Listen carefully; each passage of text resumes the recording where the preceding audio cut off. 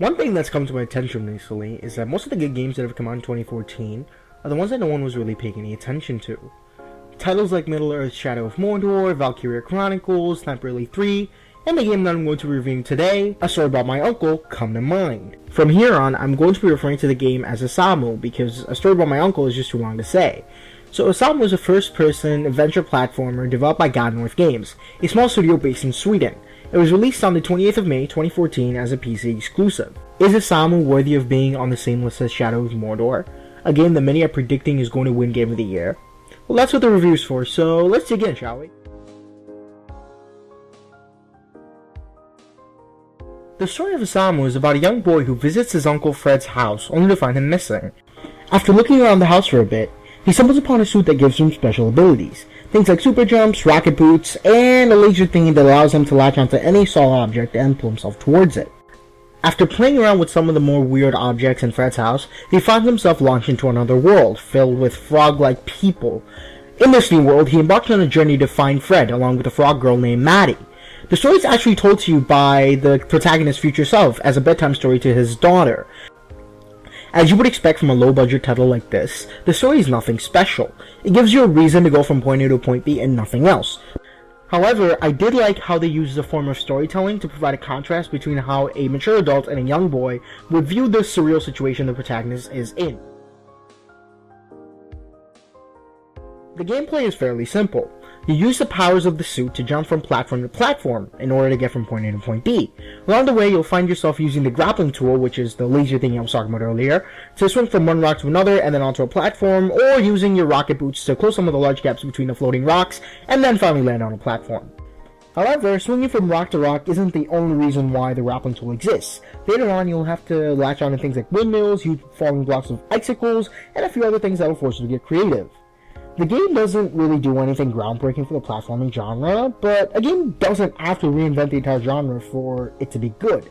One thing I really liked about this game was how it wasn't constantly holding my hand. The game merely explained to me what my tools did and then left me to my own devices. This offered a sense of challenge, something most games are greatly lacking in nowadays. The game also has a momentum-based gameplay, which is reminiscent of Mirror's Edge, something that I really liked. There really isn't much I can say about the characters in this game. The protagonist has no name and no dialogue. The only time we get to hear from him is when our protagonist's future self is telling the story to his daughter, which just sounds like an old man telling his daughter a bedtime story, which really is nothing too exciting. The rest of the characters, aside from Maddie, are just there to tell you where to go next. Now Maddie has a sort of father-daughter relationship with Fred. She wants to see the world that exists outside of her little village, but lacks the courage to do so without Fred by her side. So when you come along looking for Fred, she decides to join you on your journey. As you progress through the story, you notice Maddie becoming more and more independent. She was a very down-to-earth character, and her development felt fairly realistic, something that really caught me off guard, as I really wasn't expecting too much from this game in terms of character depth and development.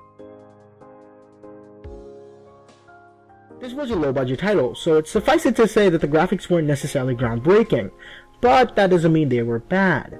The textures look kind of generic, but where the graphics really shines is with the lighting, pun intended. Most of the areas in the game, especially the caves, are brilliant with different colored lights that anyone with a good eye can appreciate. It's helped significantly by the fact that the world design is freaking gorgeous. You'll know what I'm talking about when you get to explore the world. I really don't have too many bad things to say about this game. I was kind of disappointed with how short the game was, seeing as I was able to finish it in like 3 hours. For a game that cost $13, I would have liked it if it was a bit longer, but it really wasn't that much of a big deal, because the 3 hours was actually packed with a ton of fun for any platforming enthusiast. The only other thing I had a problem with was the game's ending. I don't want to spoil it, but it's not the type of ending you want at the end of an adventure game. The ending felt fairly lackluster, especially when you compare it to all the build-up that was leading up to that final moment. Osamu is a short game loaded with plenty of fun that shouldn't be missed by any platforming enthusiast. And if you're someone that's looking to get into the platforming genre and don't know what to play first, don't hesitate to buy this game. It is an excellent embodiment of what the platforming genre has to offer. Plus, the game isn't really that demanding. You'll be able to run it fairly well as long as you have a computer that's been manufactured in the past 5 years or so.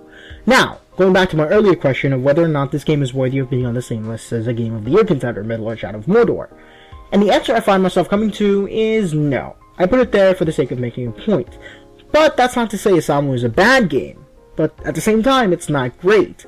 It's a good game that looks great only when compared to some of the big disappointments that have come out in 2014. Games like Assassin's Creed Unity come to mind. That game is just broken, but that's a topic for a completely different day. My final recommendation is that you buy this game if you're a platforming fan or if you're just a gamer that's looking for a good challenge. The game is only $13, but if you're struggling, I'd say keep a lookout for this game because I've seen it go on sale for less than $5 plenty of times. As a matter of fact, I got this game for $3 during the Spring 2014 Autumn sale. I'll leave links to all the websites you can buy this game from in the description. So with all of that having been said, I bid thee farewell.